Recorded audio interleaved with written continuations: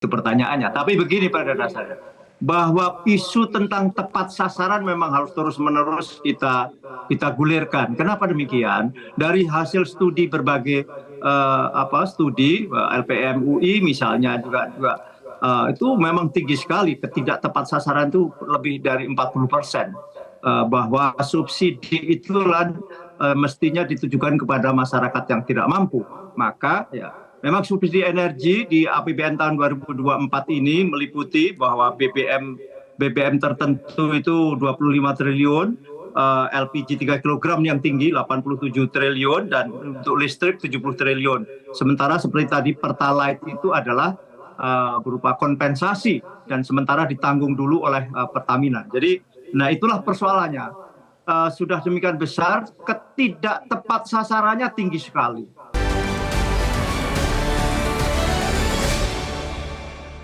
Dipersembahkan oleh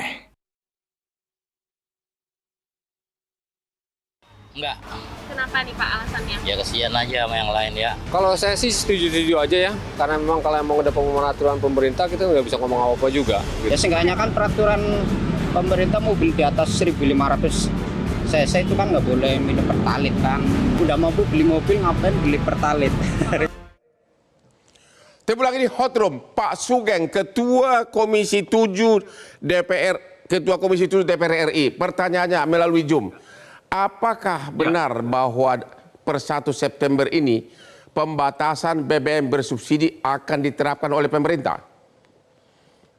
Silakan, ya, Pak. pemerintah yang tahu persis kan kalau itu pertanyaannya. Tapi begini pada dasarnya, bahwa isu tentang tepat sasaran memang harus terus-menerus kita gulirkan. Kenapa demikian? Dari hasil studi berbagai studi LPM UI misalnya juga itu memang tinggi sekali ketidak tepat sasaran itu lebih dari 40%.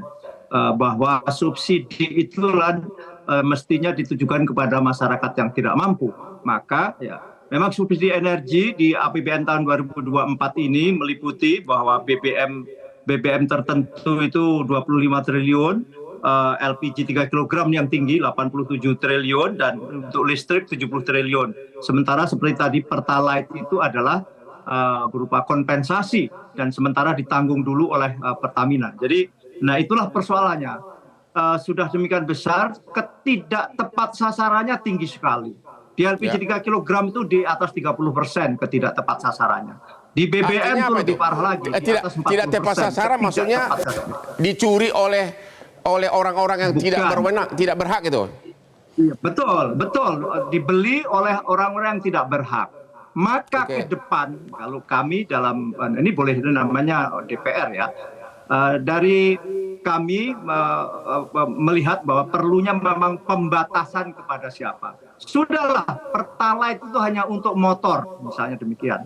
Atau angkutan umum. Jadi jelas, motor dan angkutan umum. Selebihnya beli Pertalite adalah dengan harga keekonomian. Dan nanti harga keekonominya dihitung.